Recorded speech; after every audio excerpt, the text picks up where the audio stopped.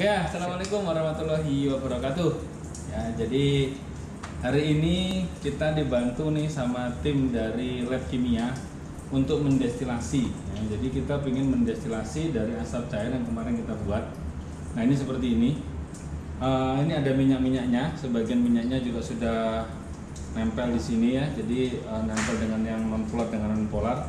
Terus kemudian ini warnanya sedikit lebih coklat ya, coklat sekali ini ya. Memang banyak minyak, terus kemudian banyak juga tarnya. Tar itu terus kemudian ada ini juga yang lain juga. Terus kemudian nah ini kita destilasi. Ya, ini kita destilasi. Ini pemanasnya. Ini namanya heating mantle ya. Kalau kalian lupa ini namanya heating mantle. Ya, terus ini adalah labu bulat, ini labu bulat 500 ml. Ini adalah T-joint. Ini adalah kondensor. Dan ini adalah si tampungannya. Nah, ini kita sudah mendestilasi ya. Nah, di sini dari sini yang harus kita ingat seperti teori kemarin ya. Jadi harus dari yang bawah. Makanya dari sana, dari air ya, dari air situ masuk ke sini. Nah, ini pakai ambil yang paling bawah, dari bawah nanti dia ke atas sini. Kalau Anda tarik di atas sini berarti nanti nggak semuanya akan ketutup. Ya, makanya seperti itu ya. Baru kemudian dibuang ke sana. Nah, di sini kita menggunakan suhu 95 derajat Celcius ya, sekitar segitu. Yang kita ambil hanya bagian dari airnya saja.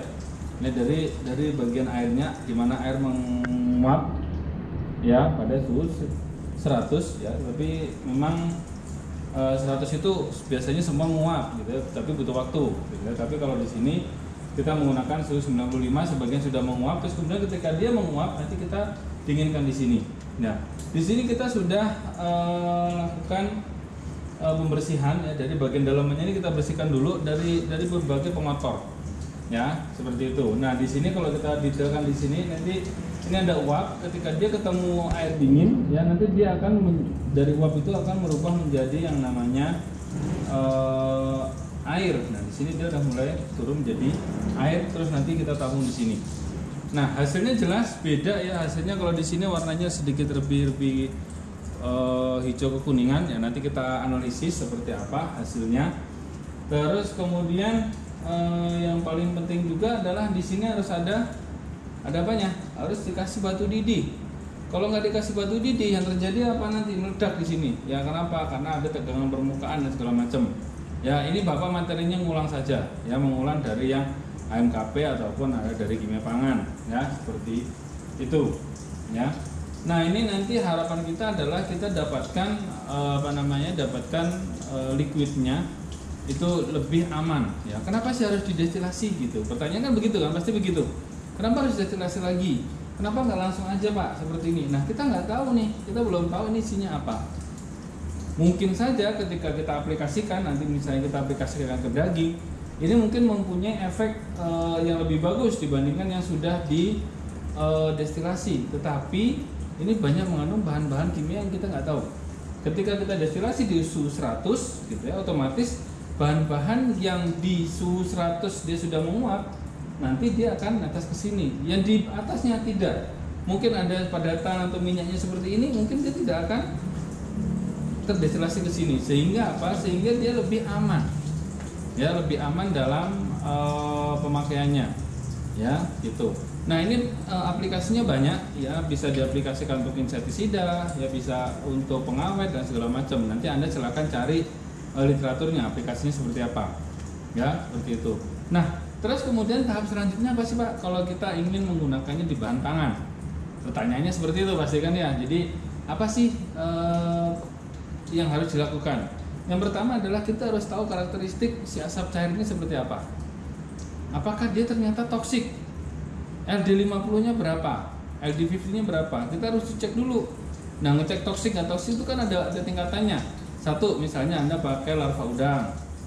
Oke, yang kedua bisa pakai lalat. Kedua bisa pakai ulat. Yang ketiga bisa pakai mencit. Bisa pakai tikus.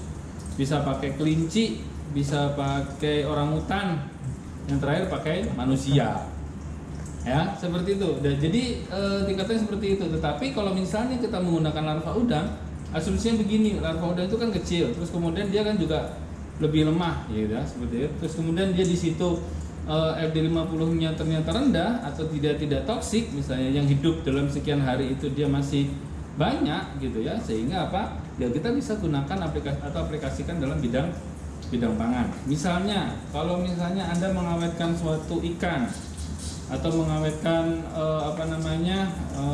daging, mengawetkan ayam misalnya, bisa di ini saja direndam menggunakan asap cair, terus kemudian nanti diawetkannya misalnya dipanaskan, tinggal dipanaskan. Biasanya orang ya kalau membuat misalnya ikan asin ya, sebagian itu atau ikan asap atau yang lainnya itu dikasih formalin biasanya agar supaya tidak rusak ya, karena kan namanya mikroba itu kita nggak kelihat, tetapi nanti dia bersifat merusak ya. Maka dari itu ini bisa diaplikasikan ya. Nanti akan ada series ketiganya tentang aplikasi dari si asap cair ini. Jadi nanti ada yang tidak menggunakan tidak menggunakan asap cair, ada yang menggunakan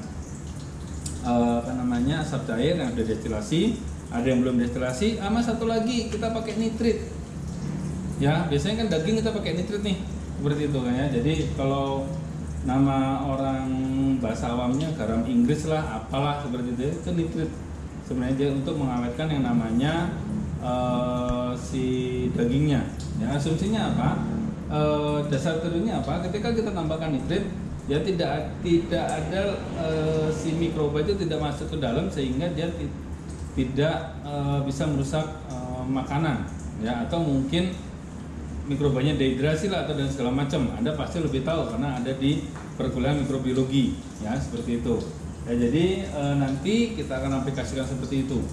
Nah, oke, ini nanti kita tunggu ya suhu 95, nanti mungkin sekitar 25% atau mungkin yang netesnya sudah tidak banyak. Terus kemudian nanti kita matikan ya, mungkin besok kita akan ulangi lagi ya dengan peralatan yang seperti ini ya. Kalau Anda punya ide ya tentang asap cair ini, mau bahannya seperti apa, terus kemudian nilai jurnal segala macam, bisa nanti kita aplikasikan ya. Kalau nanti bisa ke kampus ya kita bisa aplikasikan ya, seperti itu. Oke, ini adalah tahapan destilasi, tahapan kedua dari dari introduction-nya dari asap cair ya. Semoga kita nanti bisa aplikasikan untuk bidang pangan. Selain bidang pangan, bisa untuk insektisida, mungkin bisa herbisida dan segala macam ya. Silahkan Anda browsing di internet gunanya untuk apa, sehingga kita bisa menambah wawasan. Sekian dari saya. Assalamualaikum warahmatullahi wabarakatuh.